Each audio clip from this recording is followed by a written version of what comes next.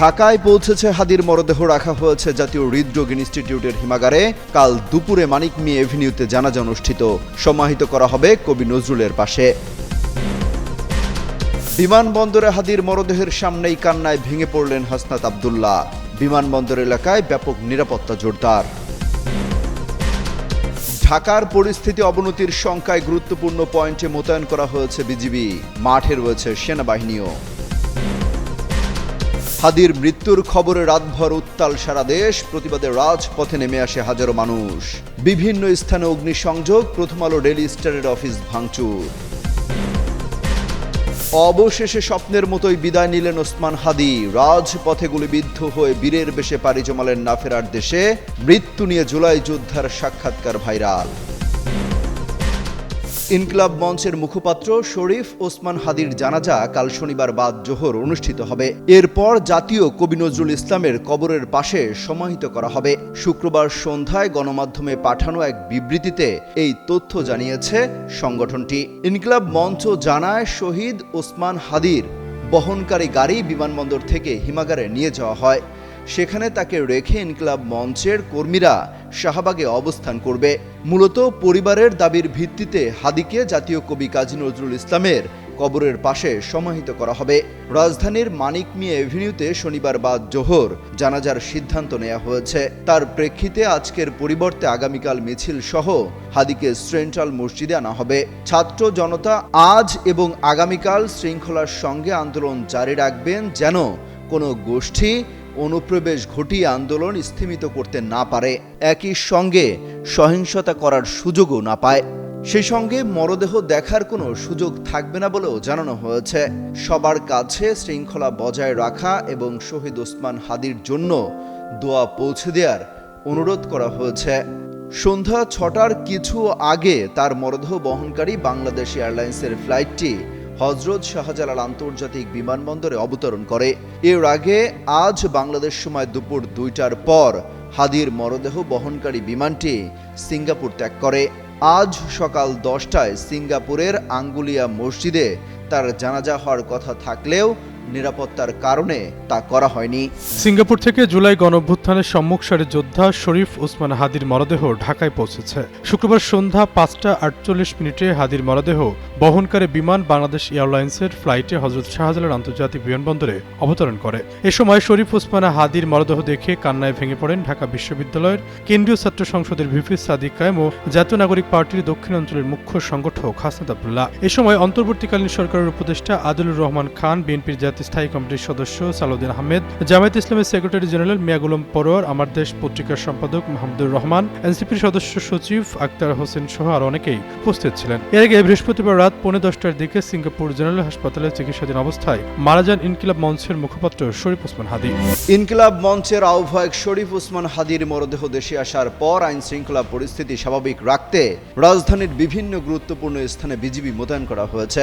শুক্রবার বিকালে বিজিবির জনসংযোগ কর্মকর্তা মোহাম্মদ শরীফুল ইসলাম এক বার্তায় এই তথ্য জানান। বার্তায় বলা হয়, বিমানবন্দর এলাকা, কারওয়ান বাজার ও হোটেল ইন্টারকন্টিনেন্টাল এলাকা সহ নগরীর বিভিন্ন গুরুত্বপূর্ণ স্থানে বিজিবি মোতায়েন করা হয়েছে। ইনকিলাব মঞ্চের মুখপাত্র শরীফ ওসমান হাদির মরদেহ বহনকারী বিমান বাংলাদেশ এয়ারলাইন্সের বিজি 585 ফ্লাইটটি সন্ধ্যা 6টার কিছু সময় পর ঢাকার হজরত শাহজালাল আন্তর্জাতিক বিমানবন্দরে পৌঁছায়। এই লক্ষ্যে যে কোনো প্রকার অপ্রীতিকর ঘটনা প্রতিরোধ করতে বিমানবন্দরের সিভিল এভিয়েশন এলাকা, ডোমেস্টিক টার্মিনাল এলাকা এবং এয়ারপোর্ট অভ্যন্তরীণ গোলচত্বর এলাকায় বিজিবি মোতায়েন করা হয়েছে। মূলত বৃহস্পতিবার রাতে ওসমান হাদির মৃত্যুর সংবাদের পর রাজধানী জুড়ে উত্তেজনা ছড়িয়ে পড়ে। এরপর থেকে অনেকটাই থমথমে পরিস্থিতি বিরাজ করছে। এ অবস্থায় যে কোনো ধরনের অপ্রীতিকর ঘটনা ঠেকাতে ঢাকার বিভিন্ন সড়কে নিরাপত্তা জোরদার করা হয়েছে। বৃহস্পতিবার দিবাগত রাতে চিকিৎসাধীন অবস্থায় গুলিবিদ্ধ এই তরুণ বিপ্লবী মারা যান। বৃহস্পতিবার রাত 10টা হঠাৎ করেই খবর আসে, না ফেরার দেশে পাড়ি জমিয়েছেন ইনকিলাব মঞ্চের মুখপাত্র ও জুলাই যোদ্ধা শরীফ ওসমান হাদি। গুলিবিদ্ধ হওয়ার প্রায় এক সপ্তাহ মৃত্যুর সঙ্গে পাঞ্জা লড়াই শেষে বিদায় নিয়েছেন অকুতভয় এই যোদ্ধা। এরপরই একদিকে শোক, অন্যদিকে হত্যার প্রতিবাদে রাজপথে নেমে পড়েন হাজারো বিক্ষুব্ধ ছাত্র জনতা। এই হত্যার সঙ্গে জড়িতদের বিচারের দাবিতে রাতেই বিক্ষোভ কর্মসূচি পালন করেন রাজনীতিক থেকে শুরু করে নানা শ্রেণী পেশার মানুষ।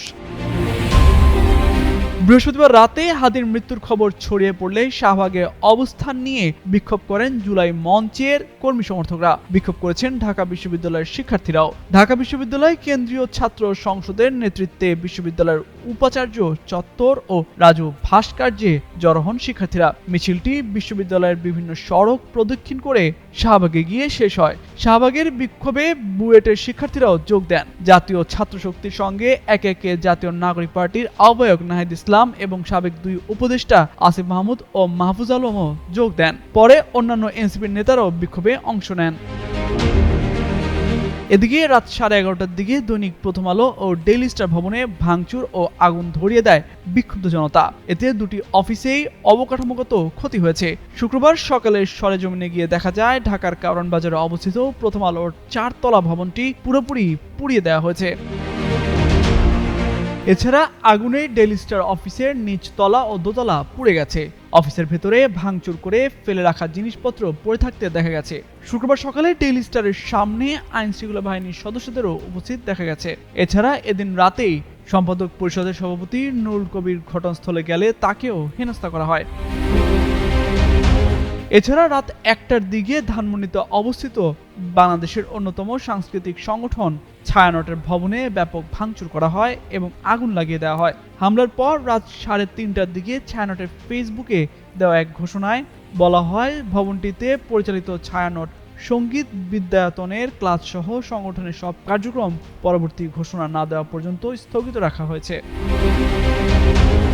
এদিকে আবারও ভাঙচুর করে আগুন দেওয়া হয় আগে 2 বার গুড়িয়ে দেওয়া ধানমন্ডি 32-এ থাকা শেখ মুজিবুর রহমানের বাড়িটি। সকাল 8:30টার দিকেও বেসরকারি টেলিভিশন চ্যানেলে দেওয়া লাইভে কয়েকজনকে ইট দিয়ে বাড়ির অবশিষ্ট দেয়াল ভাঙতে দেখা যায়।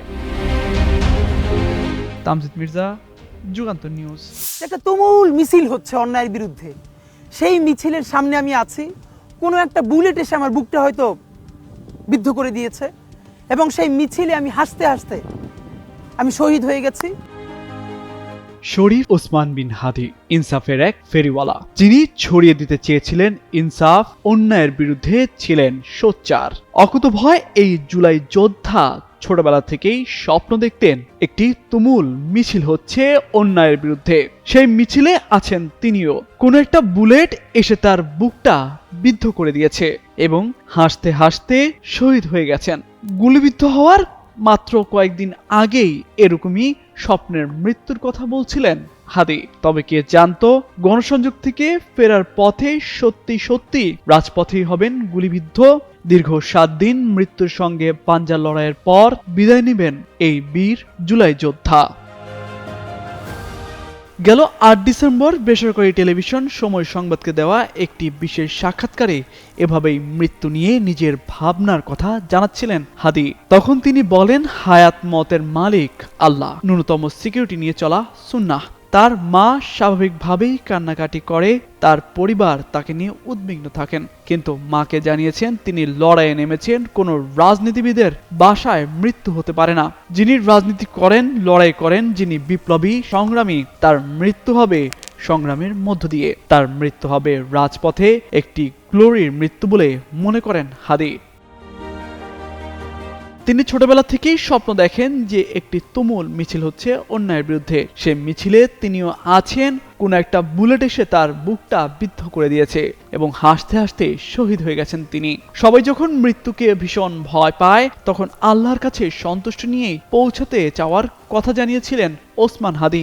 ইনসাফের হাসি নিয়ে আল্লাহর কাছে পৌঁছাতে চান বলেও সেই ইচ্ছা পোষণ করেন। 50 বছর বেঁচেও দেশ, রাষ্ট্র, জাতি, উম্মার জন্য কোনো ইম্প্যাক্ট তৈরি করতে না পারার চেয়ে 5 বছর বেঁচে আগামী 50 বছরের ইম্প্যাক্ট তৈরি করাই সাফল্য। ইনসাফের চাষাবাদের ইচ্ছা জানিয়ে বলেছিলেন, একটি স্বাধীন সার্বভৌমত্বের সততার বাংলাদেশ করতে চান তিনি। আল্লাহ যে কয়দিন হায়াতে রাখবেন সেই লড়াইটাই করার ইচ্ছা ছিল তার। আর মৃত্যু নিয়ে বলেছিলেন, যেদিন আল্লাহ নিয়ে যাবেন এমন টিম, এমন সন্তান রেখে দিতে চান যেন তার লড়াইটা বন্ধ হয়ে না যায়। জুলাই অভ্যুত্থানের অন্যতম সংগঠক শরীফ ওসমান হাদি গত 12 ডিসেম্বর রাজধানীর বিজয়নগরে গণসংযোগকালে চলন্ত রিকশায় থাকা অবস্থায় আত্মায়ের গুলিতে আহত হন। আততায়ীর বুলেটে বিদ্ধ হয়ে টানা 7 দিন মৃত্যুর সঙ্গে লড়াই করে সবাইকে কাঁদিয়ে না ফেরার দেশে চলে গেছেন 24-এর গণঅভ্যুত্থানের সামনের সারির অকুতোভয় এই যোদ্ধা। গতকাল বৃহস্পতিবার বাংলাদেশ সময় রাত 10:45টার দিকে তিনি শেষ নিঃশ্বাস ত্যাগ করেন। চিকিৎসাধীন অবস্থায় সিঙ্গাপুর জেনারেল হাসপাতালে হাদির মৃত্যু হয়। তামজিদ মির্জা, যুগান্তর নিউজ।